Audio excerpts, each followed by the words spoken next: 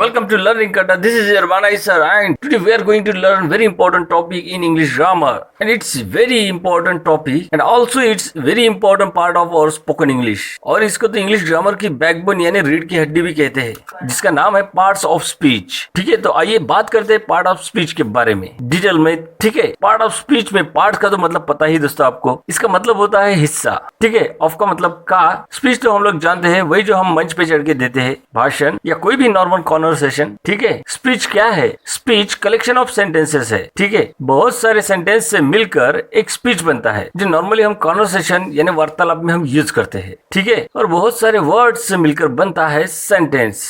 ठीक है, वर्ड्स भी हम लोग जानते हैं. सेंटेंस के बारे में स्पेशली और एक वीडियो बनाऊंगा, जिसमें पूरे सेंटेंस के टाइप के बारे में बात करूंगा. ठीक है, अभी हम लोग बात करते हैं स्पीच की. Parts of speech generally 8 part में बांटा गया है. ठीक है, तो आइए बात करते हैं. पहले जो इसका हिस्सा है पार्ट्स ऑफ स्पीच का, वो है नाउन. तो नाउन को अगर पहचानना है तो सबसे इम्पोर्टेंट इसका जो भी चीज आप अपने आंखों से देख सकते हैं, खुली आंखों से देख सकते हैं, वो नाउन है. ठीक है, जैसे मुझे कैमरा दिख रहा है, दीवार दिख रहा है, बोर्ड दिख रहा है, पेन दिख रहा है, जो भी आपको दिखाई देता है वो होता है, वो नाउन होता है. इन शॉर्ट हम ऐसे भी कह सकते हैं, noun is the name of a person, place and thing.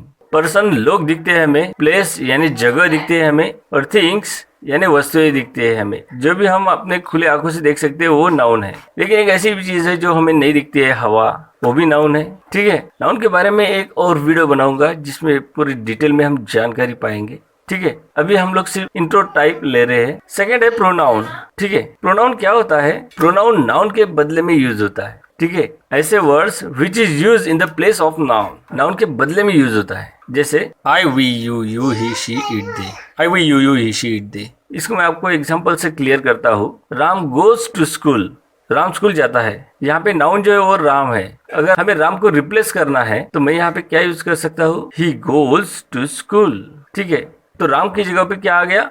ही. जो कि राम जो है वो मेल मेंबर है, इसलिए मेल मेंबर के लिए हम जनरली यूज करते हैं ही का. सो इसलिए हम यहाँ पे यूज करेंगे ही का. और फीमेल मेंबर के लिए हम यूज करेंगे शी का. और ही क्या हो गया? प्रोनाउन हो गया. बढ़ते नेक्स्ट पार्ट की तरफ. नाउन देख चुके, प्रोनाउन देख चुके. नेक्स्ट पार्ट है हमारा एडजेक्टिव. एडजेक्टिव यानी डिस्क्राइबिंग वर्ड. डिस्क्राइबिंग वर्ड जो लोग नहीं समझ पा रहे, डिस्क्राइबिंग वर्ड क्या होता है? डिस्क्राइबिंग वर्ड यानी किसी भी चीज के बारे में डिस्क्राइब करना, उसके बारे में बताना, उसके बारे में वर्णन करना, चाहे अच्छा हो या बुरा हो. फॉर एग्जाम्पल लेते हैं, Ram is fill in the blanks a boy. अब देखिए यहाँ पे आप कुछ भी भर सकते हैं.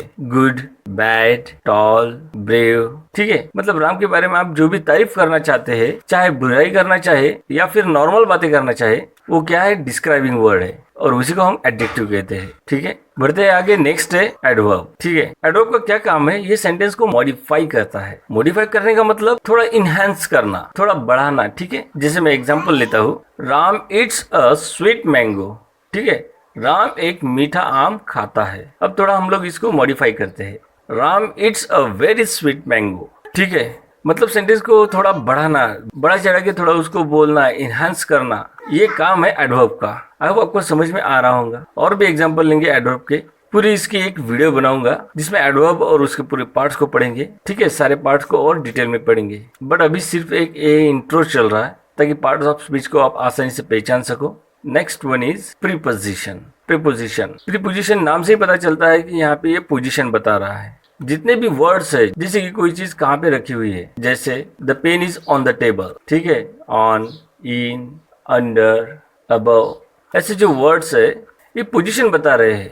ये प्रीपोजिशन का काम है. ठीक है, ओके, तो बढ़ते हैं दोस्तों नेक्स्ट पार्ट की ओर. Next part is verb. Okay, verb को हम लोग पहले भी पढ़ सकते थे, ऐसी कोई बात नहीं है कि आप किसी भी ऑर्डर में पढ़ सकते हो. Okay, order is not required. Order कोई फिक्स नहीं है. वर्ब को पहचानने का जो सबसे अच्छा तरीका है, वर्ब का हिंदी होता है क्रिया. क्रिया यानी कि कुछ भी करना, काम करना, यानी एक्शन वर्ड. ठीक है, कोई भी एक्शन वर्ड क्या है? वो वर्ब है. बेस्ट तरीका है पहचानने का वो है, किसी भी वर्ड्स के लास्ट में या फिर अंत में ना दिख जाए तो वो वर्ब है, यानी वो एक्शन वर्ड है. एग्जाम्पल, जैसे कि हिंदी में ट्रांसलेट करना हो, ईट. ईट का मतलब क्या होता है? खाना. ठीक है, पीना, रोना, गाना, घूमना. ठीक है, आप नोटिस किए सब में ना आ रहा है, तो जिस वर्ड के अंत में ना आपको ना दिख जाए, है ना, वो क्या है? वर्ब है. ओके, तो यहाँ से आपको वर्ब को आइडेंटिफाई करना, पहचानना बहुत ही सरल हो जाएगा. Next is conjunction.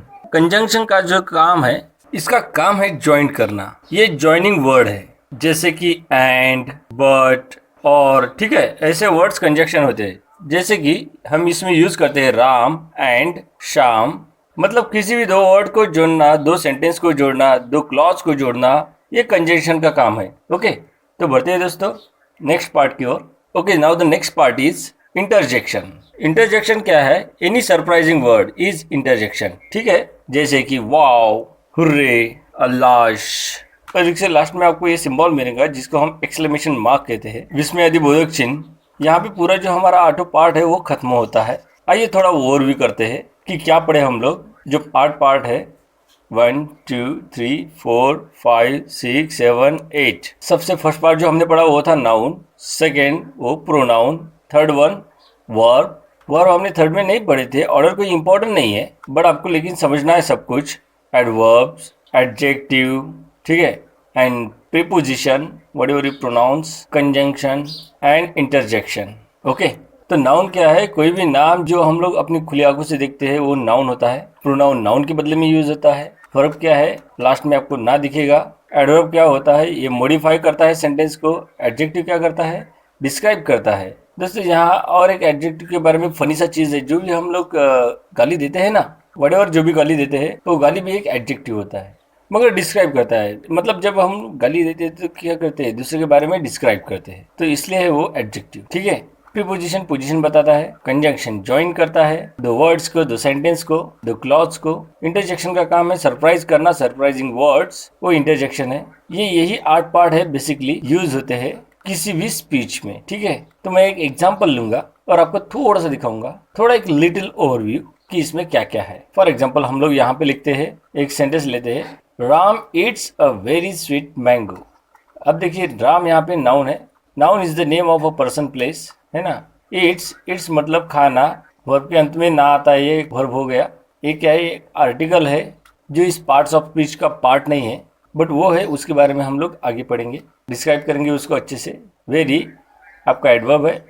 Sweet describe कर रहा है मैंगो कैसा है, मीठा है, ठीक है, इसलिए एडजेक्टिव है। और मैंगो अगेन जिसको हम लोग देख सकते हैं, छू सकते हैं, वो क्या है? नाउन होता है, मैंगो नाउन है। और ये बाकी चीज़ें हैं, प्रीपोजिशन, कंजंक्शन, इंटरजेक्शन यहाँ पे यूज़ नहीं हुआ।